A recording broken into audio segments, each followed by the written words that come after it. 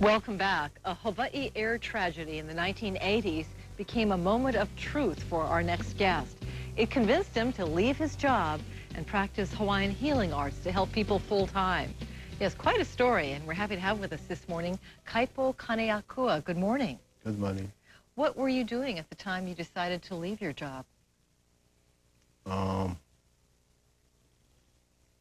Practicing the arts. You were doing that, but you were also working full-time as one of the chiefs of security at the Maui airport? Yeah. And what happened? You were present at the scene of something that made history. Yeah, they were on Aloha airline that lost their fuselage. They were coming down. We got a 1010 call, an emergency call.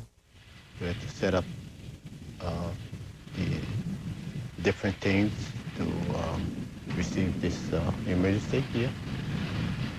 And it was very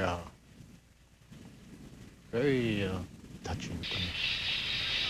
Watching the people like a roller coaster coming down on the aircraft. They're actually falling straight above, you know, they came diving straight down to the tarmac. And all of a sudden this aircraft just zoomed down to its position and came in. Beautiful landing. But just looking at the fuselage, on the side of the fuselage and all the people bleeding and all that, it kind of startled me. And the thing that really startled me was the children. There are so many children on this flight. And they were all in the daze, just standing there looking at the aircraft and not knowing what's going on. You know. Now, your job was security. Did you find yourself wanting to get in there and treat the people? Very much, very much. In fact, I had time to help many of them. We carried most of them on the side, those that were very, you know, with a lot of injuries on them. We had, you know, you're looking and you're waiting around for these emergency vehicles come by to help. You know? And you can't help but standing there looking at all these people bleeding. Because it was a horrific thing to happen on Maui. So many injuries and not help available for everyone at the same time right away. Yeah. We had to get a lot of buses to come in, thanks to the, you know, the tour agencies, the buses. They came in to lend us a hand. And we had many help for many people that came in. After that, you resigned from the Hawaii Protective Association, your employer at the airport, and you decided to pursue healing arts full-time. Yeah, prior to all those things that happened, we had like a 27-day, we needed to make reports and really check down the plane and check everything, check all the securities. During those times, I've been having a vision, a dream, that my grandmother came into a dream one evening and did certain movements that informed me to go out and perpetuate these things. Well, it's not like you could just decide to do it. You grew up steeped in the culture. And in fact, I understand that you left Western school at the age of 9. Mm-hmm. And what for? To help my family, my mom and my dad and my children, my sisters and brothers. During those times, right after the war, we were having a very rough time, yeah. Mm-hmm. And, you know, like most people after the war, the Hawaiian people. So I decided to go on my own and try and, you know, make ends meet for my family and start raising my sisters and brothers, yeah. Your family has a tradition of healing, or huna, secret arts. Yes, very much. My family that gave me all this teaching were many, all my grandmother's side, and many of them were pastors for Hawaiian churches. And they, you know, when you're the Kolohe one in a family, everybody wants to get their hands on you, yeah. So that's what happened to me. How are you Kolohe? Well, how the Hawaiian people, they say, you know, you're hot-headed, yeah, wakapo, where seems like nothing what they tell me can sink in me. So when they tell me not to do this kind of things, I go and do it just to experience it. You were the kid who touched the oven after you were told, don't touch the oven, it's hot? Yeah, yeah. Or, you know, falling off the trees when told not to go on the trees. You know, all these kind of things that we have, you know, there's one in all our families, yeah, every family of our local people here. So I was one of them, and to really say that I didn't really want it to go into the teaching because it was very, you know, they discipline you in many ways, and I got very sort of angry with my kupunas during that time. Because you rebelled? Yeah. Because you didn't want to go into this very... teachings and everything. This very honored profession. It is. That's why I took the plane crash. Yeah, I took that to wake me up. So you consider that a sign? Yeah. Yeah, I consider that a great sign, you know. Well, by this point, had you already worked on people and seen results in their health? Oh, yes. I worked on these two scientists that came from Russia, and they told me not to tell people, but in 1985, they came to see me, and I worked on them. And, you know, believe it or not, they couldn't walk for 41 years. And just 2 hours in my presence, they got up and pushed the wheelchair around the house and walked around without the walkers and things like that. And they didn't want anyone to know because they couldn't explain it? Yeah, they couldn't explain what I was doing to them, yeah. They asked what I was doing, so I told them, well, I'm taking the spleen, the colon out of the spleen, I flip in the colon on one side, I put in your stomach, realigning your stomach back to where it belongs, and all this. And, you know, the stomach is what really gives everybody a hard time, yeah. I mean, well, we give the stomach a hard time, so it gives us back this hard time, yeah. And it comes out in sickness. Well, I'll ask you more about this when we come back. Let's take a break, shall we? And more with Kaipo Kaneakua, Kahuna La'au, lapa'au, Mahi'ai. And we'll see what he does in a bit.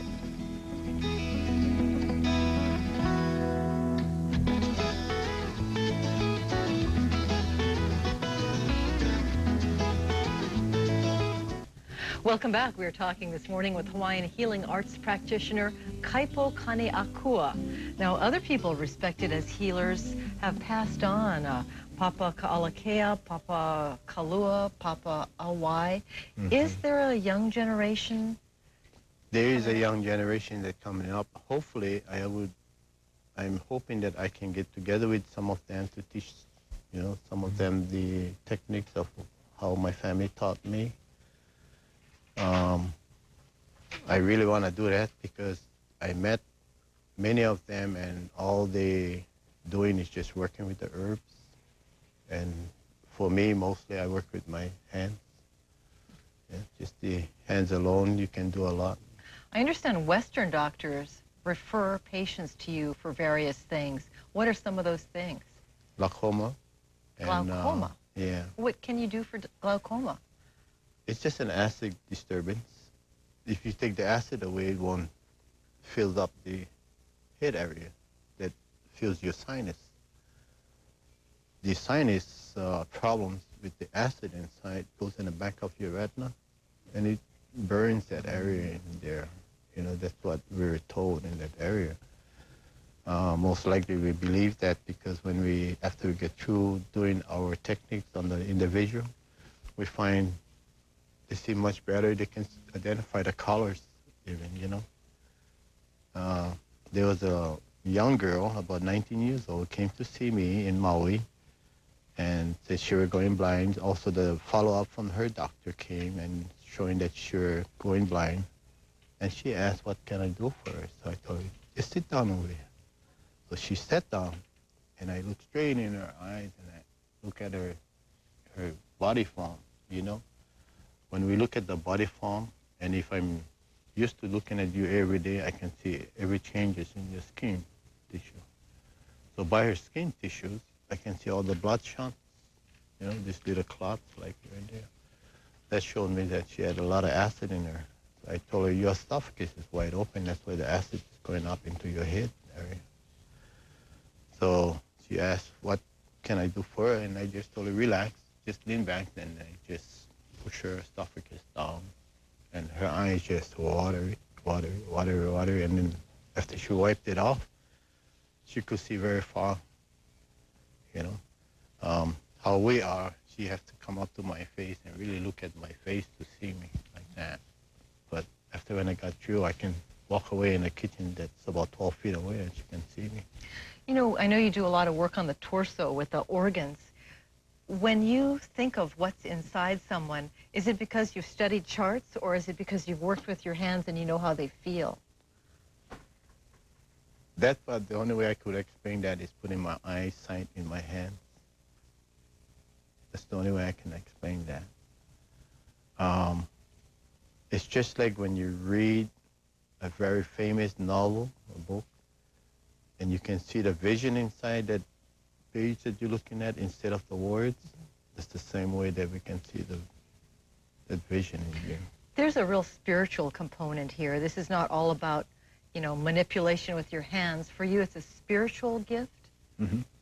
It's a very spiritual thing because we're taught that whenever the sickness come upon ourselves, the spirit is locked in one of the joints areas. And the spirit happens to be, your stagnant blood that goes through the joint, and the blood have too much cholesterol, can make it through there or some kind of complications. Then we believe that the spirit have been locked right in that area. So what we do is we search all the joint areas until we come upon one area where the person really feels sore in the joint. Then we know that's the area where the spirit is. Now, if somebody doesn't believe in the spiritual basis of what you're doing, maybe they think it's hocus pocus, will your treatment still work on them? It will still work on them, because after when they see the results, it's an instantly repair, I would say. Just like that, you can bring your car in, I'll just take your spark plug and put another one in, you can just go out like that, Well, we hope to see that happening soon. You've agreed to take a look at one of our colleagues, Paula Raposa. I think you met her very briefly before you came on. And we're going to get out the massage table. And again, this is no setup, slam dunk. He just met Paula a few minutes ago, and he'll be working on her for back pain. So stay with us.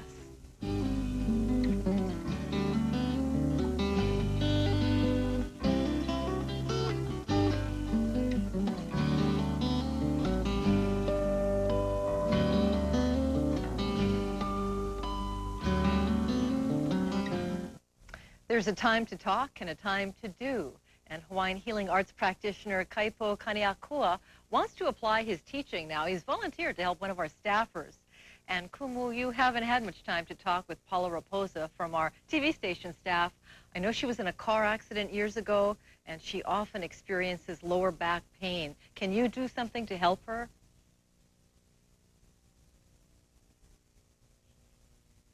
Yes, I could. Paula and I had a talk before we came on, and I've noticed the first thing when she walked in, her shoulder were slantwards, were down on one side, on the right-hand side. And she told me about the accident that she had, and I explained how simple this thing is, very simple. See, whenever we have an accident, when we get heat, on our opposite side, it hits against the vehicle. So you can see all your intestines all going on the opposite side of the vehicle, the body system. When you get through with the accident, you don't really know what's happening with you in the inside. There's so many pains that goes all over the system, It takes about 3 to almost 10 years before you can really understand what it is and where it came from. Anyone who have a fall or an accident, car accident, or any kind of accident like that, there's after effect, and the after effect happens just about maybe 3 to 5 years after that. You know, you can go to the doctor, do all kind of things, but you know, the doctors, they not too sure to what's going on in your stomach because they can't see it. Yeah, they don't have an X-ray that goes down to really show you all the things that's happening in here. But anyway, in this teaching, we're given a vision to see into the system of the body. Yeah, and in that vision, we can see how messed up the intestines are comparing to the vision that we've been taught about, you know, all our life. So what we do is we feel the body system like how I'm feeling it right now, and you can feel blockage. There was a blockage that just opened up on her. You can hear the gurgling of the acid going down. There's another blockage that she had right inside her lower areas draining right now. See, all these things that are blocked up in here, all the acid reverses up to the stomach. Then it goes into the lymph nodes. Then it goes up into the head areas. And it gives your sinus a full dose of acid in there.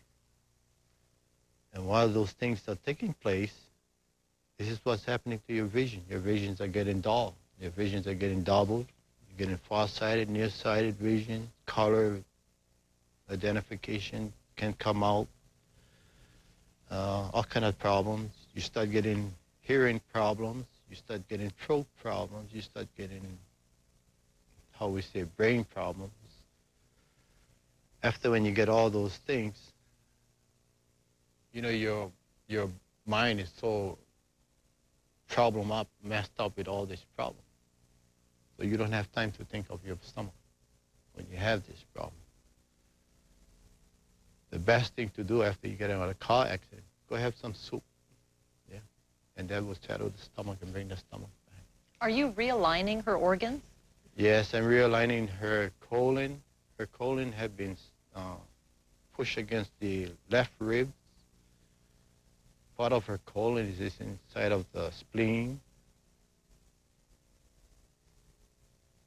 Her bladder also shifted, but the bladder, instead of the bladder shifted on a part where she slammed against the opposite side of her body, her bladder,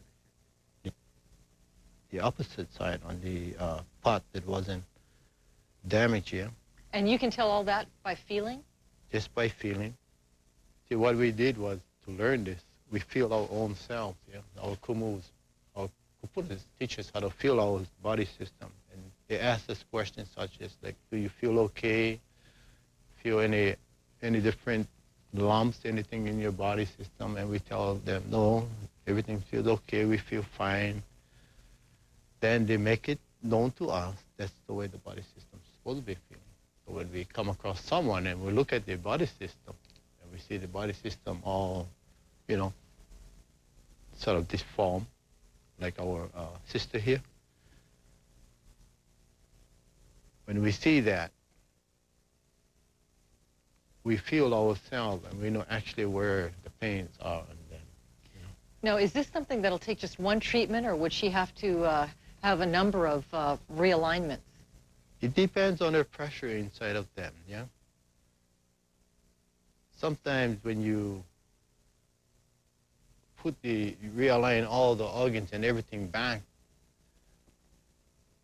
you have to really look at the artery system after that. You can put back all the organs, but the artery system is the part that took all the pressure. So if you can see that directly on top of my hand, you can see my hand on the pulse of the arteries. They're going real fast and hard like that. That means the artery is very high in pressure. Yeah? That's the other thing that we have to do. And see, when you get into an accident, your stomach goes up into your rib cages, and it lifts up your esophagus. Your esophagus gets wide open. Yeah. Then you start developing allergy, then you start developing a sort of like a pressure, a high pressure inside your artery.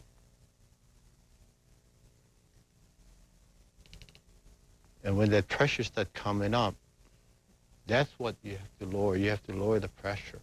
Once you lower the pressure, all the parts will stay in place. We have to cut away, and Kumu, we'll be watching you work, and at the end of this program, we'll talk to Paula and ask her how she feels, if she feels any better, and what her experience is on the massage table.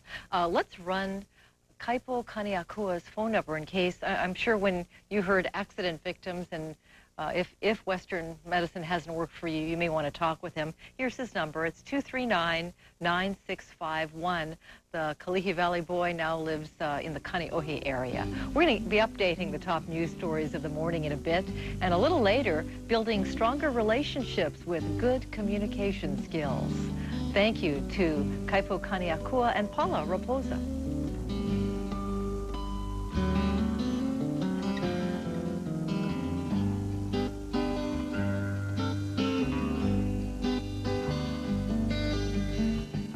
Kaipo Kaneakua gave us a demonstration last half hour of how he relieves back pain, and Paula Raposa from the KHON staff was nice enough to take the table and undergo the treatment. And you have serious back pains, and you were hoping it would do something for you. Yes, I do. Yes, I do. And did it help at all? It's helped a lot. He was really good. He knew exactly what was wrong with me, and I didn't even have to tell him what it was. Really? What could he figure out? I know he was talking about how your stomach was pushed to one side and your bladder was pushed to the other. He didn't know that ahead of time? No, he didn't. Well, when I first talked to him, he was asking me if I had stomach problems, and I said no.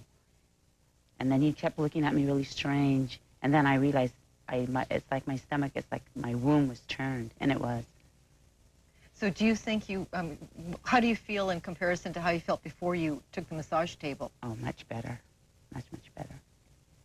Wow. So would you go for another treatment, or do you feel cured? No, I'm going to go for another treatment. He was really good. And did he explain how that will help your back pressure? All the things he did to you in terms of realigning and moving internal organs? Hopefully, he said the pain will go away. And did it hurt? No, not at all. No, very soft. He was really good. At one point, he said he could hear something gurgling as acid drained. Did you hear or feel? Yes, exactly. When he said that, I could hear it gurgling, and then I could feel it like being released. Yes. Well, we will check back with you. When was your car accident, and how bad was it? It was in 1998. It was pretty bad. I hurt my back really bad. I was going through therapy for a whole year. What kind of therapy? Massage therapy, like 3 times a week. And it helped a little bit, but not for long? At that time, yes. Yes. But the pain's always been there. How's this massage different from the other massage? His massage was it didn't hurt. It was when he touched me, it was very soft compared to pushing down and really, digging into the... And yet you feel something happened? That was good? Yes, yes. Because when I first laid on the table, my lower back was hurting. It was uncomfortable. And now it feels much better. Wow. Well, thank you so much. I appreciate you sharing your experience with us. Let's touch bases now with the Channel 2 newsroom. Mark Masanaga is our managing editor in charge of daily news coverage. Mark, I was thinking of you when the Governor Siegel, said he wouldn't let a boy to school if he were wearing earrings, and I wondered if you had any thought about that. You have a teenage girl.